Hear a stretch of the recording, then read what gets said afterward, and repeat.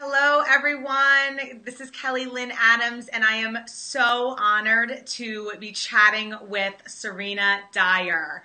I have watched this woman. She is pretty much very inspirational for me, and I wanted to bring her to you because I think this interview is going to be very powerful. She has so much to share. So I want to dive right into it. Serena, welcome, and thank you so much for doing this interview. Thank you for having me. So I want to first talk about, you have a new book coming out very, very soon. It's called Don't Die with Your Music Still in You, A Daughter's Response to Her Father's Wisdom, which is co-authored with your dad, Dr. Wayne Dyer, which I am so excited to read.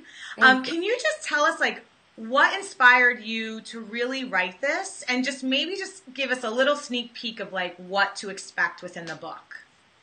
Okay, so basically the reason why I wrote this book, it kind of came out of a process, an experience that I was having in my life, and that was, I was 25.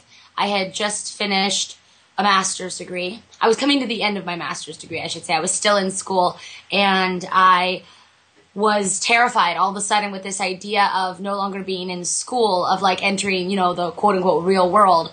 Something about it just really scared me, and I think what it was that was so intimidating for me was that I had always had this identity in being a student. And when you're a student, you have a job title, you have a description of what you do, people give you respect because it's an honorable thing to go to school.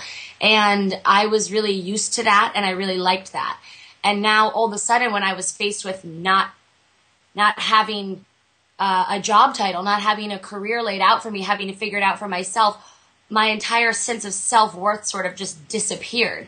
And even though I had been raised with, very progressive spiritual parents that were supportive and loved me unconditionally and encouraged me to follow my passion or go after what was in service to others, that kind of thing, I had these tools, but I still felt really stuck.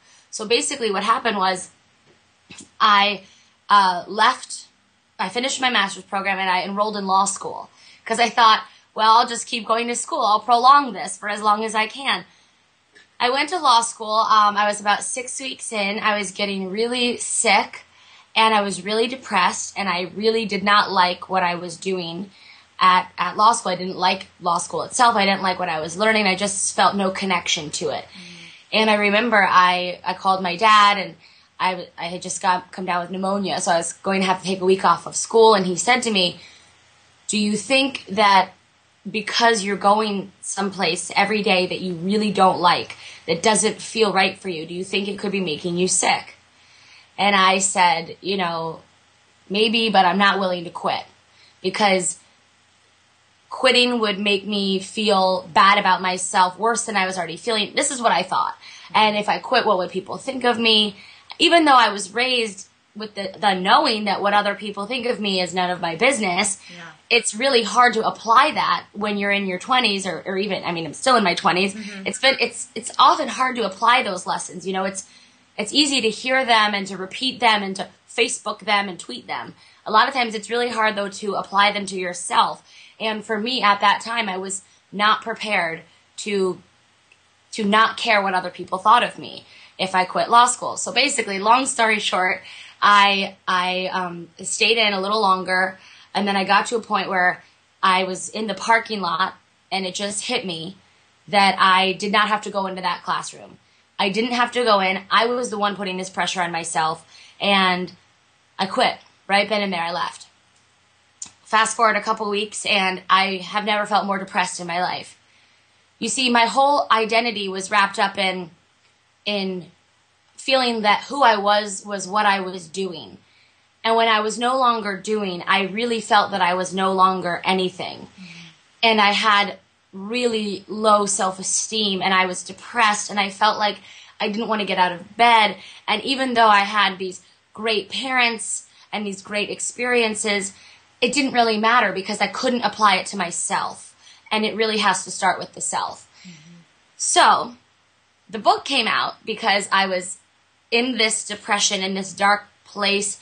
I was drinking all the time. I felt like I was gaining weight. My relationship was going south fast. I was picking fights with my boyfriend and my friends and my family. Everything was just off track.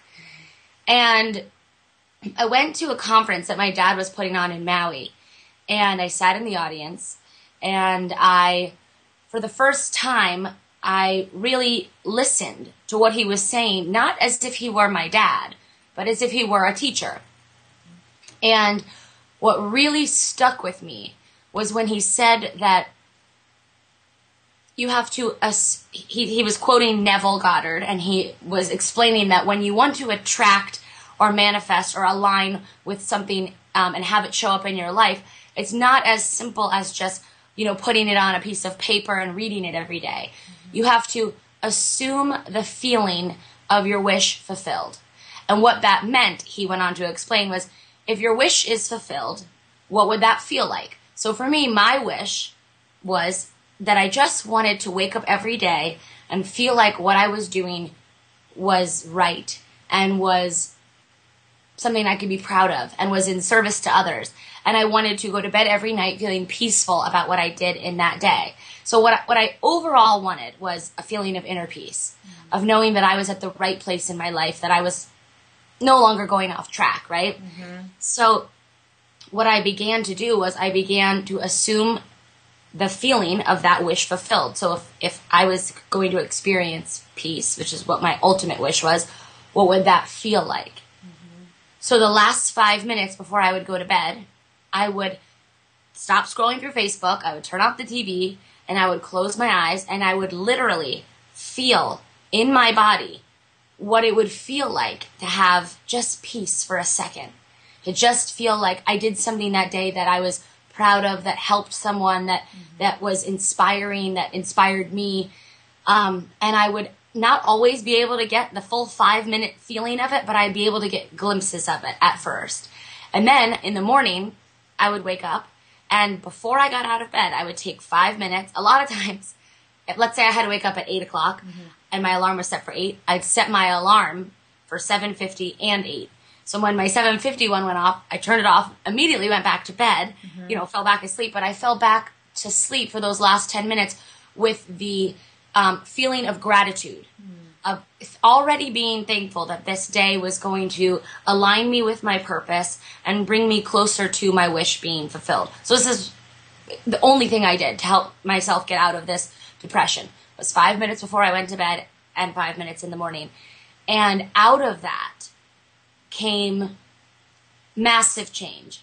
So it went from being, 5 minutes to maybe 30 minutes of doing a meditation a day, or sometimes not. Sometimes it's still just 5 minutes. Mm-hmm. But out of that little 5-minute nighttime ritual and 5-minute morning ritual came a sense of more and more inner peace. Like it wasn't right at first, but it was increasing more and more over time. I would have experiences in my day that aligned me with what it was that I had been seeking, which was inner peace. And I began to feel like I could breathe a little deeper. And I felt like less critical and judgmental of myself. Mm-hmm. Like I wasn't so ashamed anymore that I left law school. I didn't feel like I was a loser or a quitter for quitting something. I began to just feel like it was okay where I was at that point in my life. So then, sorry, I know this is kind of a long this is absolutely great. I love it. Keep going. Yeah. So then basically what happened was I started to think, what would be something I would be doing with my time that would make me feel this peaceful feeling that I'm wanting even more in my life? And what would it be something that I would be doing that would be in a way of service, and there would also be something that would be exciting to my soul, exciting to who I am inside. Mm-hmm. And I didn't think about, that would be, I need to become an actress, or I need to become a chef. It wasn't like something like that. It was more, I just started to think about, again, the feeling that I would have if my career brought me inner peace. Mm-hmm. So I just focused on that feeling, and out of that basically meditation on feeling came this idea to write a book because I love to share stories and I love to talk, obviously, and I love to talk to people. And I got this idea that I would write a book about growing up with spiritual parents from my perspective, and that I would be very honest and raw and real in doing so that if I could somehow inspire others to feel it's safe in doing the same and being vulnerable and sharing your weaknesses or your dark moments. And that's basically where the book came out of, just wanting to feel better about my life and about myself. And I focused on the feeling, and that's what happened. Wow, that's an amazing story. So I love all the components that you just said, because I think for like all the entrepreneurs that are watching this, right? Like we have some entrepreneurs that are well along the way, some entrepreneurs starting out and they're kind of worried about money and they're worried about all this stuff. And then we have, a big audience that I talk to are people that are still in their careers, where they have this side hustle and they want to do this, like really they have this big dream and they're going day after day and putting energy and passion into it. So I guess I love that, because the feeling is so important. And I stumbled upon a Huffington Post. I just told you that before we started, a blog that you wrote, and it's when you met Oprah. And I want you to talk a little bit more about that. But it's exactly like you encompassed it, and it just like kind of changed. It sounds like it changed your energy. You pretty much manifested because you were feeling like this good feeling. Right. What else would you say, like, to people that are like they have a lot going on? Because it sounded like you had a lot going on, but like someone who's juggling like maybe 2 or 3 jobs and want to start their passion, or they have a family, or they just have like multiple things going on. And I like how you said you only took like 5 minutes, like in the morning, and then you grew that time. Is there anything else that you did like during that period? Like, did you take action? Did you do anything else, like vision boards, like anything else that you did? Yeah, I did a lot of things like that, like vision boards. I did, I didn't say no to anything that came my way. So I was very much open to experiencing new things. I felt like I kind of got to this point where I felt like whatever was kind of coming at me or coming my way, I was going to just try and not judge myself if I didn't like it or didn't want to follow through with it or quit it. I got to a point where I just wanted to say yes to what was coming my way. And I did do a vision board as well, where I put on there experiences that I wanted to have in life and kind of how I wanted my life to look. But one of the things that I think is really important when people talk about vision boards is I believe that sometimes there's a disconnect. Like, a lot of people think that they're going to make a poster board and they're going to put on their pictures of a mansion and a Ferrari and a boat, and that's great. I think that you should do that if you want those things. And, a lot of people want those things. I want those things. So put it on there if you want it, Yeah. That's not the problem. I think the problem is that a lot of people forget, or maybe they don't even know, that you do not get what you want in life. You get what you are. So if you are somebody that serves others, if you are somebody that is abundant, if you are somebody that even when you don't have money finds ways to be generous, then I truly believe that you will align yourself with abundant energy. If that's who you are, if you are somebody that's loving toward others, that's patient, you're going to align yourself, because this isn't like spiritual foo-foo-ness. This is science. Einstein proved this. It's the energy that you are and the energy that you put out is the exact energy that you attract back. And that doesn't mean that bad things don't happen to good people or good things don't happen to bad people. Sure, those things happen, and I'm not a scientist, so I can't explain all of it. But I believe with the vision board, if you are putting out there everything that you want to appear in your life, you better be prepared to help everyone around you get what they want in their life too. Because it's in giving that we receive. It's just an energy system. That's exactly what it is. And with the Oprah thing that you mentioned, basically I put on my vision board all these things, like I said, experiences that I wanted to have. And one of them was to meet Oprah, because I love her and I love her show and I love everything she stands for. And I can't really explain you know, why I was able to align with that. It was obviously through my dad. He was on her program, and I happened to be with him when he got the call that she wanted him to do her show. And so I was able to go to her home and meet her. But I can tell you that in the 2 years after I made that vision board and when that happened, I worked for 3 organizations for free that were to prevent child trafficking. And I'm not saying this like, oh, I'm, you know, a martyr or something like that. I had the time. I had the time to do it, so I did it. And I think that that's kind of what I mean. When you act in service, the universe serves you back. So I believe that my dreams were supported because A, I was aligning with them because I was being of service, and B, because I had put it out there, I had set my intention, and I had assumed the feeling of my wish fulfilled. And then I let it go. I didn't remain attached to anything happening on my vision board. I made it.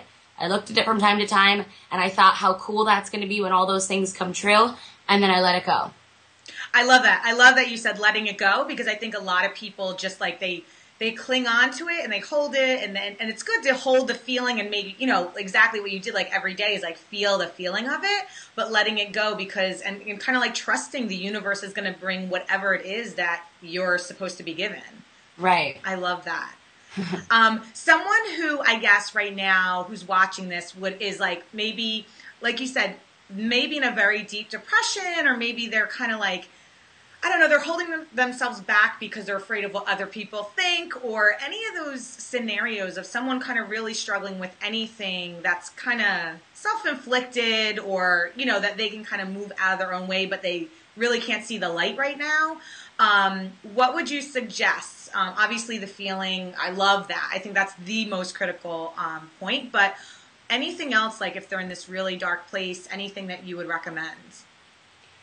Yeah, I think something that I heard a lot growing up was this phrase that you can't give away what you don't have. And my dad used to say, you know, if I ask you for an orange and you say, hey, Dad, I don't have an orange, how can I give you an orange? Well, you can't, because if you don't have an orange, you can't give one away, right? You can't give away what you don't have. The same thing comes with emotions and feelings. You cannot give away love if you do not have love for yourself to begin with. Because if you do not have love for yourself, you don't have it. You don't have it to give away. And that's something that I think people find issue with. They say, you know, I love my children, but that doesn't mean I love myself. And my reaction to that is really that it has to start with the self. Because if you don't model self-love for your children, you are not teaching them self-love, and the love that you're giving to them, although it may be real, although you of course you love your children, it's not the same as if your children see that you love yourself so much that you go after your own dreams, your own purpose, and then they feel safe to do the same. If you don't have that love for yourself, I believe your children will potentially end up doing the same with their children, losing the love they have for themselves, having it, you know, for someone else. But I guess that sounds a little confusing, but I think my point is that it has to start with the self, because the greatest gift you can give yourself is to treasure your own divinity, to follow what excites your soul, to be enthusiastic about your life. The word enthusiasm breaks down in Greek to entheosiasm, which means the God within. If you are enthusiastic about what you're doing in life, then you are literally honoring the God within. And that, to me, is a form of self-love. Getting up every day and doing something that you love, that you feel proud of, is a form of self-love. And I think that if you don't have your life where you want it to be, or if you're feeling depressed or stuck, I relate. And it was at that time that I had the least self-love for myself. So I had to make it a practice to start. You know, I had to start with honoring what felt right for me, with saying no to things that, you know, interfered with my me time. I just had to make a practice of self-love. It was extremely uncomfortable for me at the beginning, because I felt like I was,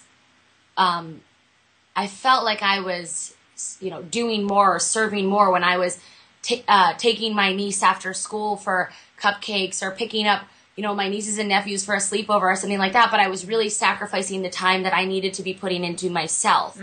And now that I make a point of honoring myself and investing in myself and putting the time for myself, I think I'm able to love them in an even bigger way than I could have before. Mm-hmm. That's beautiful. I love that. Yeah, and it's just the baby steps, like you said, like just taking baby steps of exactly like how much can you do today? Like what can you do for yourself today? And a lot of people that are in careers that they don't like and they have this passion that they're really enthusiastic about, I tell them like, your side jobs or these jobs, I call it like, shift your perception and say maybe it's your angel investor, it's Right. funding your dream. So it's Right. it's all in kind of how you look at things. But I love how you said like it really does start with the self, because you can't give from an empty vessel. Right. And an example that I have of that is when, I'm engaged, I'm getting married in 2 months, and I've been with my fiance now. We've been together for 5 years. So when I was at that depressed point, I was still in a relationship with him. And I would have told anybody that I loved him very much and that I was very good to him. I mean, you would have heard me say that I was, even though I picked fights and that kind of thing, that I was really a good partner and that I loved him very much.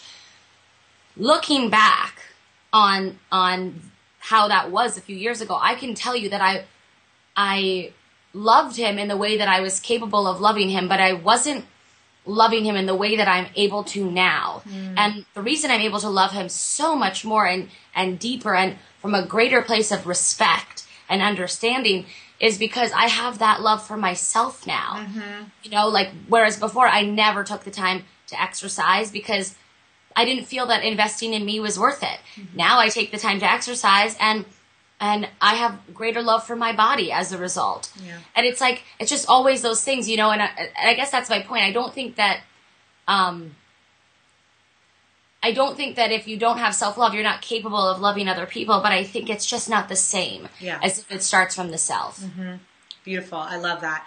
Can you talk about, because you're really, advocate and you started a nonprofit to help, stop child trafficking. I think that's such a huge issue that needs help and support and service around. So can you tell us a little bit more about that?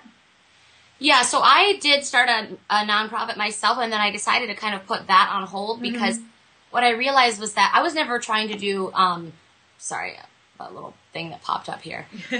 I was never trying to do fundraising for my own organization. What I was trying to do was use my organization as a front to raise funds for other organizations. And then I realized that I could just kind of eliminate my organization from that.